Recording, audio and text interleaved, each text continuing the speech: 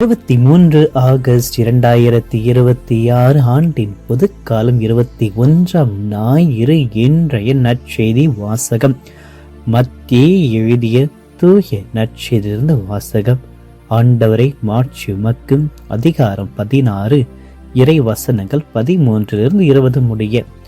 அக்காலத்தில் இயேசு பிலிப்பு செசரியா பகுதிக்கு சென்றார். அவர் தம் சீடரை நோக்கி, மானிட மகன் யார் என்று மக்கள் சொல்கிறார்கள் என்று கேட்டார். அதற்கு அவர், சிலர் திருமுழுக்கு யோவான் எனவும், வேறு சிலர் எலியாவும் எனவும், மற்றும் சிலர் எரேமியா அல்லது பிற இறைவாக்கினர் ஒருவர் என்றும் சொல்கின்றனர் என்றார்கள். ஆனால் நீங்கள் நான் யார் என்று என சொல்கிறீர்கள் என்று அவர் கேட்டார்.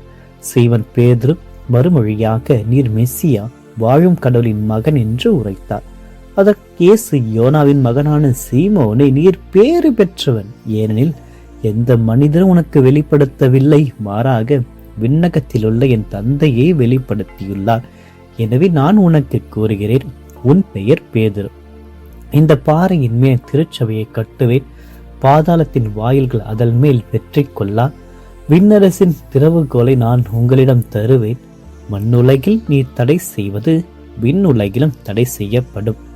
மண்ணுலகில் நீ அனுமதிப்பது விண்ணுலகிலும் அனுமதிக்கப்படும் என்றார். பின்னர் தாம் மெசியா என்பதை எவரிடமும் சொல்ல வேண்டாம் என்று சீடரிடம் இயேசு கண்டிப்பாய் கூறினார். ஆண்டவரின் அருள்வாக்கு. கிறிஸ்துவே உமக்கு புகழ்.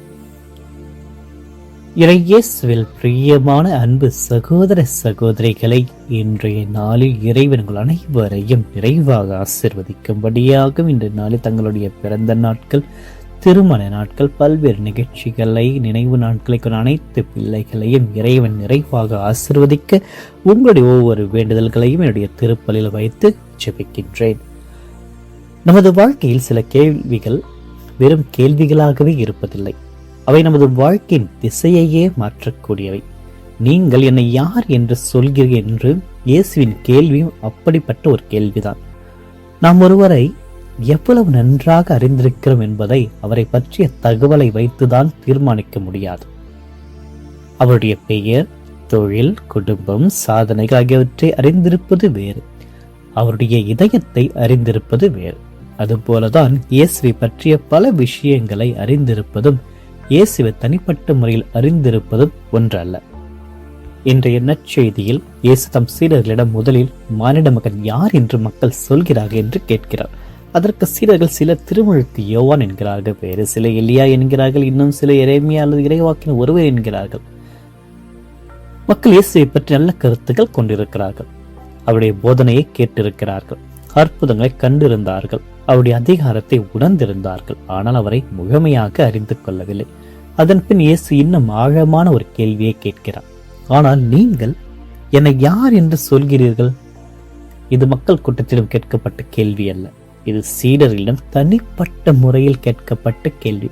மற்றவர்கள் என்னை பற்றி என்ன சொல்க என்பது எனக்கு தெரியும். ஆனால் உன் வாழ்க்கையில் நான் யார், உன் இதயத்தில் நான் யார் என்பதுதான் இயேசுனுடைய கேள்வி. அப்பொழுது சீமோன் பேதுரு முன் வந்து, நீர் மெசியா, வாழும் கடவுளின் மகன் என்று அறிக்கையிடுகிறார். பேதுருவின் இந்த பதில் மிகவும் அழகானது. அவர் இயேசுவை வெறும் நல்ல மனிதர் என்று சொல்லவில்லை, சிறந்த போதகர் என்று சொல்லவில்லை, இறைவாக்கினர் என்றும் சொல்லவில்லை. நீர் மெசியா, வாழும் கடவுளின் மகன் என்று அறிக்கையிடுகிறார். அதாவது நீர் வாக்களிக்கப்பட்ட மீட்பர், நீரே எங்களுடைய ஆண்டவர், நீரே என் நம்பிக்கை என்று நம்பிக்கையுடன் அவர் தன்னுடைய நம்பிக்கை அறிக்கையை சொல்கிறார். இங்கே ஒரு முக்கியமான உண்மையை நாம் புரிந்து கொள்ள வேண்டும். இயேசுவை பற்றிய அறிவுக்கும் இயேசுவை அறிந்து கொள்கின்ற விசுவாசத்திற்கும் வித்தியாசம் இருக்கிறது. இயேசுவை பற்றி பல விஷயங்கள் நமக்கு தெரிந்திருக்கலாம். அவருடைய பிறப்பு, போதனைகள், அற்புதங்கள், சிலுவை மரணம், உயிர்ப்பு ஆகியவற்றை பற்றி அறிந்திருக்கலாம். ஆனால் அந்த அறிவு நமது வாழ்க்கையை மாற்றவில்லை என்றால் அது இன்னும் முழுமையான விசுவாசமாக மாறவில்லை. எழுத்தாளர் C.S. லூயிஸ் என்பவர் தன்னுடைய புத்தகத்தில் மியர் கிறிஸ்டியானிட்டி என்ற ஒரு புத்தகத்தில் இயேசுவை பற்றி சிந்திக்கின்ற பொழுது அவர் நல்ல போதகர் என்று பார்க்க முடியாது என்று வலியுறுத்துகிறார். இயேசுவை தம்மை பற்றி கூறியவற்றை நாம் தீவிரமாக எடுத்துக்கொள்ள வேண்டும். அவர் யார் என்ற கேள்வியை தகர்த்துவிட்டு அவர் ஒரு நல்ல மனிதரின் மற்றும் கூறுவது மட்டும் போதுமானதல்ல, இயேசு நம்மிடம் தம்முடைய அடையாளத்தை பற்றி ஒரு முடிவை எடுக்க அழைக்கிறார். இதுதான் இன்றைய நற்செய்தியினுடைய சவால். இயேசு எனக்கு யார்? நான் அவரை ஒரு நல்ல மனிதராக மதிக்கிறேனா? ஒரு இறைவாக்கினராக பார்க்கிறேனா? துன்பம் வரும்போது உதவுகின்ற ஒரு நபராக நாடுகின்றேனா? அல்லது என் ஆண்டவர், என் மீட்பர், என் வாழ்க்கையினுடைய மையம் என்று ஏற்றுக்கொள்கிறேனா? நாம் நம்மையே இந்த கேள்வியை கேட்டுக்கொள்ள வேண்டும். நாம் இந்த திருப்பலிக்கு வந்திருக்கிறோம், ஜெபிக்கிறோம், சிலுவையை அணிகின்றோம், கிறிஸ்துவ குடும்பத்தில் பிறந்திருக்கிறோம். ஆனால் இவை அனைத்திற்கும் அப்பால் ஒரு தனிப்பட்ட கேள்வி, என்னுடைய வாழ்க்கையில் உண்மையாக இயேசு யார்? அன்பார்ந்தவர்கள், பல நேரங்கள் மக்கள் நம்மை பற்றி என்ன நினைக்கிறார்கள் என்று கவலைப்படுகிறோம். சமூக ஊடகம் எத்தனை பேர் நம்மை விரும்புகிறார்கள், பாராட்டுகிறார்கள், ஏற்றுக்கொள்கிறார்கள் என்று பார்க்கிறோம். பிறர் நம்மை பற்றி என்ன சொல்க என்பதில் அக்கறை எடுத்துக்கொள்கிறோம். ஆனால் இன்று இயேசு நம்மிடம் கேட்கிறார், மற்றவர்கள் உன்னை பற்றி என்ன சொல்கிறார் என்பதை விட நீ என்னை பற்றி என்ன சொல்கிறாய்? நம்முடைய வாழ்க்கையில் இந்த கேள்விக்கு விடை முக்கியமானது. இயேசு உண்மையாக அறிந்த ஒருவர் துன்பம் வந்த பொழுதும் அவரை விட்டு ஓடமாட்டார். மன்னிக்க வேண்டிய நேரத்தில் மன்னிப்பார். தவறு சேர்ந்தால் மனம் திருந்துவார். வெற்றி கிடைக்கின்ற பொழுது பெருமை கொள்ளாமல் நன்றி கூறுவார். பிறருடைய துன்பத்தை பார்த்து அலட்சியமாக இருக்க மாட்டார். எனில் இயேசுவை அறிதல் என்பது வாழ்க்கையை மாற்றுகின்ற ஒரு அனுபவம். பேதுருவின் பதிலுக்கு இயேசு அவரிடம், யோனாவின் மகனே சீமோனே, நீர் பேறு பெற்றெனில் இதை உனக்கு வெளிப்படுத்தது கண்டிப்பாக மனிதர் அல்ல, விண்ணக தந்தையே என்று குறிப்பிடுகிறார். இங்கு இன்னொரு ஆழமான ஒரு செய்தி இருக்கிறது. பேதுரு இயேசுவை அறிந்து கொண்டது வெறும் மனித அறிவால் அல்ல, இறைவனின் அருளால் கிடைத்த ஒரு விசுவாசம். திருத்தந்தை 16ஆம் பெனடிக்ட் நாசிரேத்து இயேசு என்ற நூலில் இயேசுவை அறிதல் என்பது வெறும் வரலாற்று மனிதரை பற்றிய அறிவை அல்ல, அவரோடு உறவு ஏற்படுத்திக் கொள்வதுதான் என்று வலியுறுத்துகிறார்.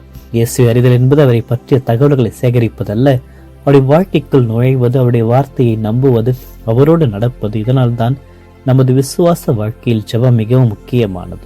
நாம் ஜெபிக்கும் போது வெறும் தேவைகளை பட்டியலை இறைவனிடம் கொடுப்பது மட்டுமல்லாமல் அவருடைய குரலை கேட்கவும் கற்றுக்கொள்ளவும், திருவிவிலியத்தை வாசிக்கின்ற பொழுது இயேசுவை பற்றிய தகவலை மட்டும் பார்க்காமல், இன்று இயேசுவிடம் என்னிடம் என்ன சொல்லியிருக்கிறார் என்று கேட்க வேண்டும். பேதுருவின் கூறிய வார்த்தைகள், நீ பேதுருந்த பாறையும் திருச்சபை கட்டு என்று கூறிய ஆண்டவர் அவரது குறையற்ற மனிதர் என்பதற்காக அல்ல. பேதுருவிடம் பல பலவீனங்கள் இருந்தன. சில நேரங்களில் அவசரமாக பேசுவார், பயப்படுவார். துன்பத்தை பற்றி சொல்லுகின்ற போது அவருடைய சிந்தனை தவறாக இருந்தது. இறுதி இயேசுவை 3 முறை மறுதளிக்கிறார். இருந்தாலும் இயேசு அவரை தேர்ந்தெடுக்கிறார். இறைவன் நம்மை தேர்ந்தெடுப்பது நாம் குறையற்றவர்கள் என்பதற்காக அல்ல, அவரது அருளால் நாம் மாற்றப்படக்கூடியவர்கள் என்பதற்காக.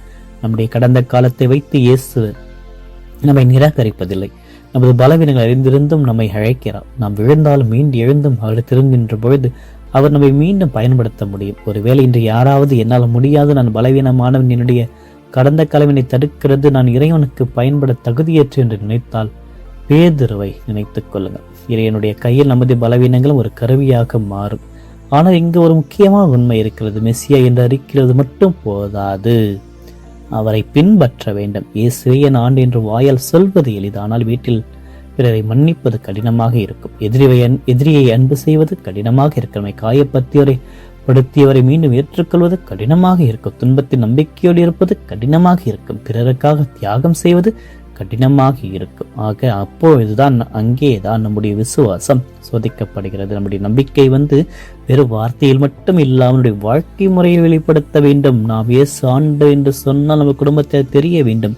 நாம் இயேசு ஆண்டு என்று சொன்னால் நம் மன்னிக்கும் விசுவாசத்தில், நம்முடைய மன்னிக்கின்ற அந்த ஒரு விதத்திலேயே அது தெரிய வேண்டும். இயேசு நம் ஆண்டு நம்ம சொல்கின்ற போது ஏழைகளையும் துன்பப்படுவோரையும் அணுகுகின்ற விதத்தில் அதை வெளிப்படுத்த வேண்டும். நம்முடைய பணியிலும் உறவிலும் பேச்சிலும் முடிவுகளிலும் அது வெளிப்படுத்தப்பட வேண்டும். ஆக இயேசுவை பற்றி தெரிந்து கொள்வது மற்றும் அவரை அறிந்து கொள்வதும் இரண்டிற்கும் பெரிய வித்தியாசம் இருக்கிறது. ஒரு புத்தகத்தை படிப்பதன் மூலமாக ஒருவரை பற்றிய தகவலை அறிந்து கொள்ளலாம். ஆனால் ஒருவருடன் நட்பு கொண்டால் மட்டும்தான் அவருடைய இதயத்தை அறிந்து கொள்ள முடியும். ஆக நற்செய்தியை படிப்பதன் மூலமாக இயேசுவை பற்றிய அறிவை பெற்றுக் கொள்ளலாம். அதே போல ஜெபம், திருப்பலி, இறை வார்த்தை, ஒப்புரவு, நற்கருணை, அன்பின் சேவைகள், மன்னிப்பு, தியாகம் ஆகியவற்றின் வழியாக மட்டும்தான் இயேசுவோடு நாம் வாழ்கின்ற பொழுது அவரை உண்மையில் அறிந்து கொள்ள முடியும். அதனால் தான் நற்கருணை ஆண்டு வருகின்ற பொழுது, ஆண்டு எனக்கு இதை கொடுங்க என்று மட்டும் கேட்காமல் சில நேரம் அமைதியாக அவரிடம் அமர்ந்து ஜெபிக்க வேண்டும். ஆண்டவரே, நீர் எனக்கு யார் என்பதை என்னுடைய ஆழமாக உணர செய்யும் அறிந்து கொள்கின்ற அருளை எனக்கு தாரும். என்னுடைய வாழ்க்கையில் பல சூழ்நிலை இந்த கேள்வியை எடுத்துக்கொள்ள வேண்டும். ஆக நாம் யாராவது காயப்படுத்துகின்ற பொழுது இயேசு எனக்கு யார் என்று நினைத்து மன்னிக்க வேண்டும்.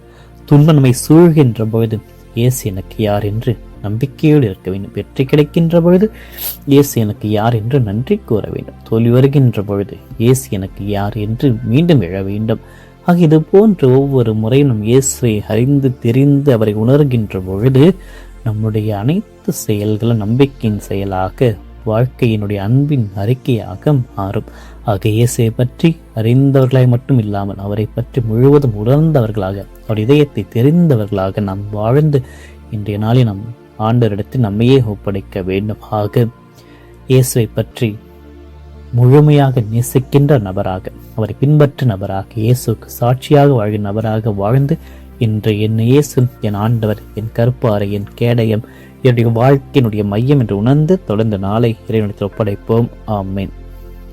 மன்றாடுவோமாக. இன்றும் வாழும் எல்லாம் அல்ல இறைவா, இதோ இந்த நாளை புதியதாக எங்களுக்கு அளித்தமைக்காக, உங்களை புதிய கிருபை எனக்கு பரிசாக கொடையாக அளித்தமைக்காக உம்மை போற்றுகிறோம், ஆராதிக்கிறோம், வணங்குகின்றோம். உமக்கு நன்றி கூறுகிறோம். இன்றைய நாளை உம்மை சந்திக்கவும், உமது வார்த்தையை கேட்கவும், உமது அருளில் பலத்தை பெறும் எங்களுக்கு வழங்கிய இந்த ஒரு ஞாயிற்றுக்கிழமைக்காக உமக்கு நன்றி கூறுகிறோம், உம்மை போற்றுகிறோம்.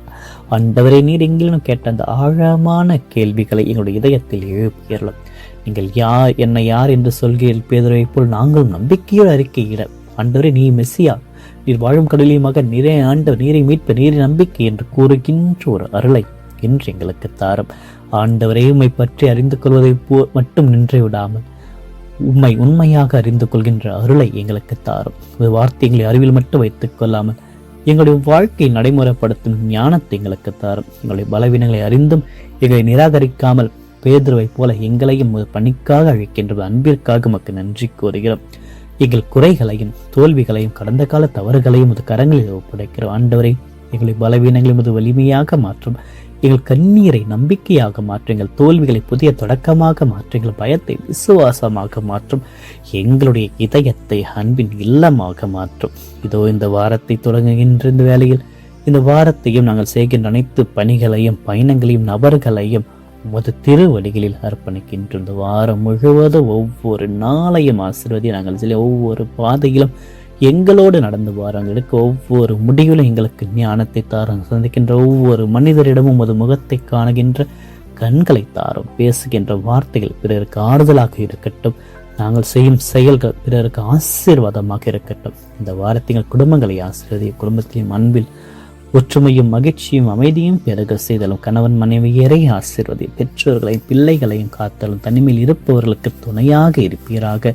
நோயற்றவர்களுக்கு தொட்டு குணப்படுத்தும், துன்பப்படுவோருக்கு ஆறுதல் தாரும், கவலையில் இருப்போருக்கு நம்பிக்கை தாரும், வேலை தேடுவோருக்கு நல்ல வேலை வாய்ப்பினை தந்தலும், பொருளாதார சிரமத்தில் இருப்போருக்கு வகையை ஏற்படுத்தும், எதிர்காலத்தை பற்றி பயப்படுவோர் இதயத்தில் முத அமைதியை நிரப்பும்.